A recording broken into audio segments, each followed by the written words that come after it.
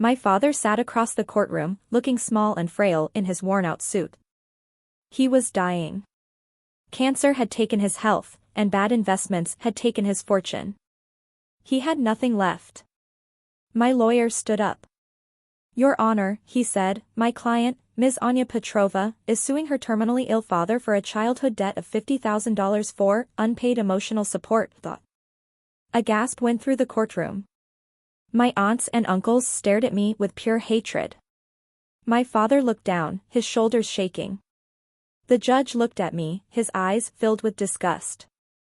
"Ms. Petrova," he said, his voice dripping with contempt. "Are you serious?" I met his gaze without flinching. My face was a mask of ice. "Yes, Your Honor," I said. "I want every last cent." They all thought I was a monster. They didn't know I was the only one trying to save his life. My father, Dmitry Petrova, wasn't just a failed investor. In his youth, he was a brilliant engineer who made a deal with the devil. He partnered with a ruthless, shadowy corporation run by a man named Victor. They made millions from my father's patents, but Victor was a shark. He used predatory contracts to push my father out, taking everything and leaving him with nothing but enemies. For 20 years, my father lived in fear. Victor's reach was long. He had a reputation for destroying anyone who crossed him, not just financially, but completely. When Dad got sick, he knew his time was running out. But the cancer wasn't his biggest fear. Victor was. Dad had one last secret asset, a protected, anonymous trust fund he had set up for me years ago. It contained a modest inheritance. Victor found out about it. He couldn't touch it legally while my father was alive, but he made it clear, the moment my father passed away, he would come after me. He would use his army of lawyers to invent debts and lawsuits to drain my inheritance and leave me with nothing, just as he had done to my father. A week before the trial, my father called me to his small, rented apartment. He looked so weak, but his eyes were sharp. "Anya," he whispered, his voice raspy. "There is only one way to protect you. We have to make you look like the villain. We have to make it seem like you hate me so much that you would take my last penny." He explained his desperate plan. "You will sue me. Publicly. For a fake, emotional debt. The world will see you as a monster. But Victor will see that there is nothing left to take. He only attacks targets with money. We will make you look like the one who took it all." I looked at my dying father. He wasn't asking me to save him. He was asking me to destroy my own reputation to save myself. And I agreed. The courtroom was a theater of hatred, and I was the star villain. My father's sisters, my aunts, sobbed loudly in the front row. My cousins glared at me, muttering words like a monster and a vulture just loud enough for me to hear. They didn't see a plan.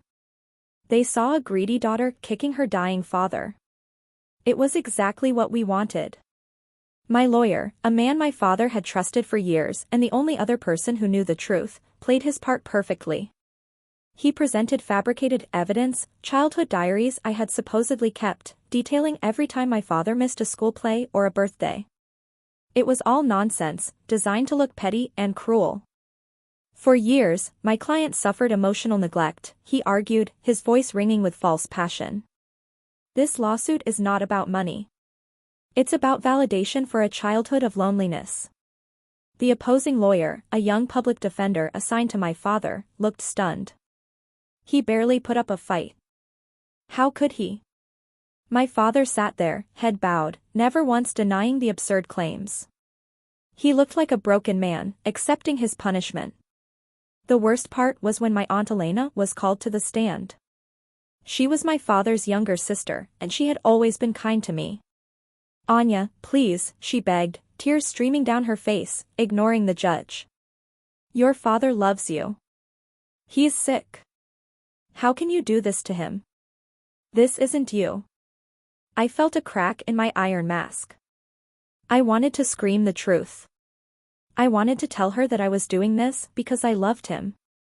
But I couldn't. I met her tearful gaze with a cold, empty stare. He owes me, I said, my voice flat.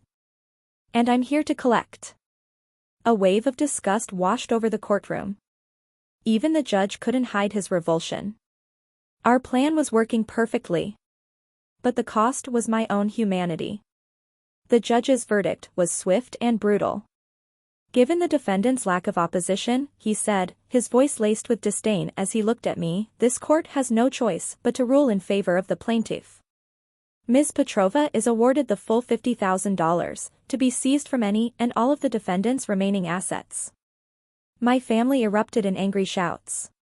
Shame on you, my uncle yelled. My father didn't move. He just sat there, looking defeated. It was a perfect performance. The news spread like wildfire.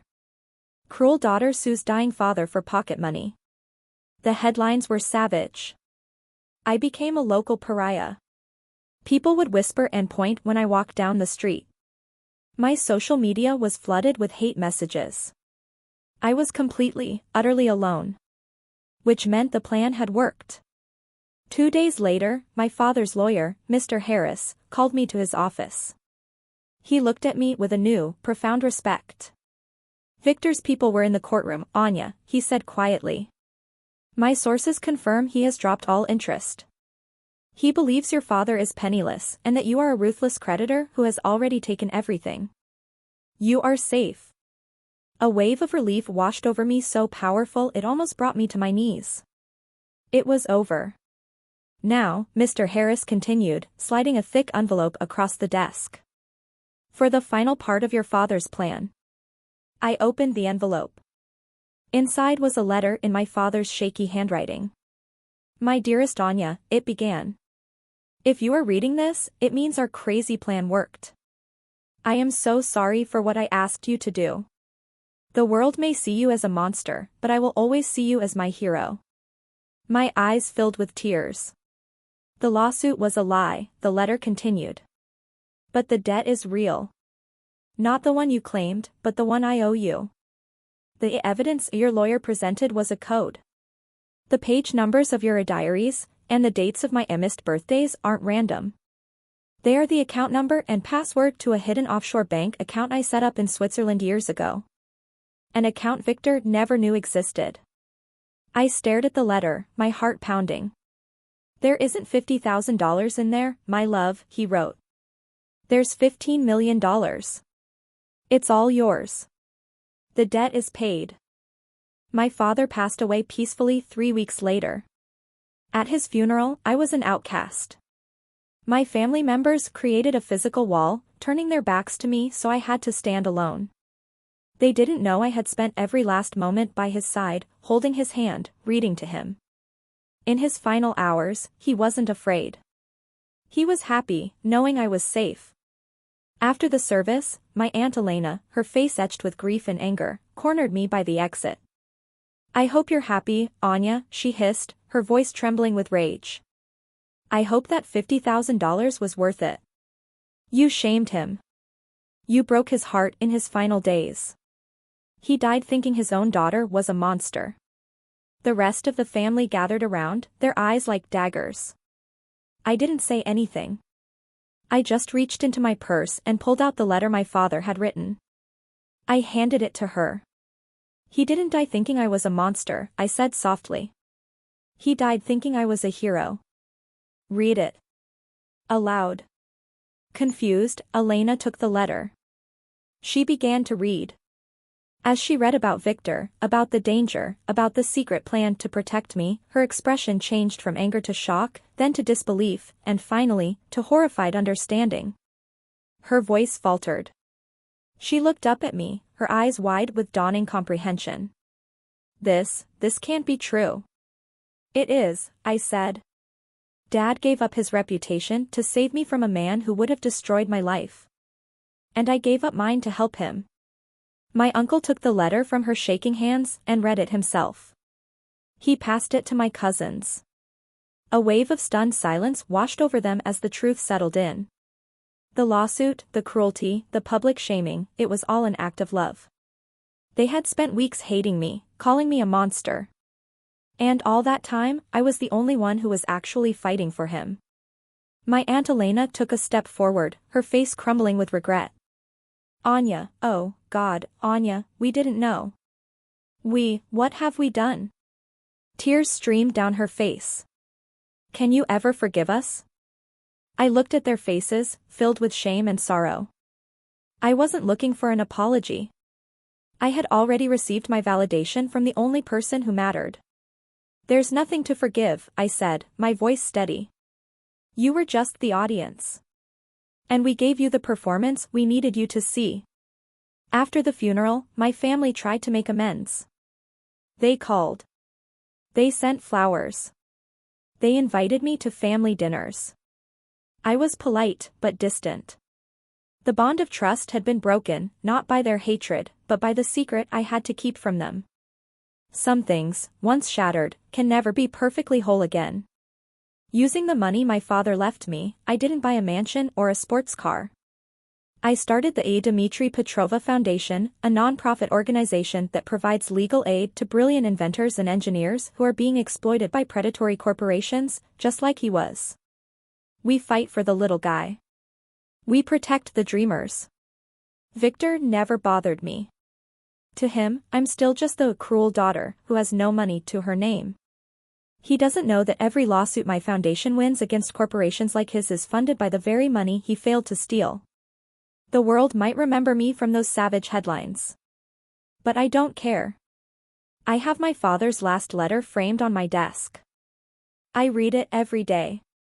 It reminds me that true love isn't about public perception. It's about sacrifice. It's about having the courage to play the villain in someone else's story, if it means giving a happy ending to someone you love.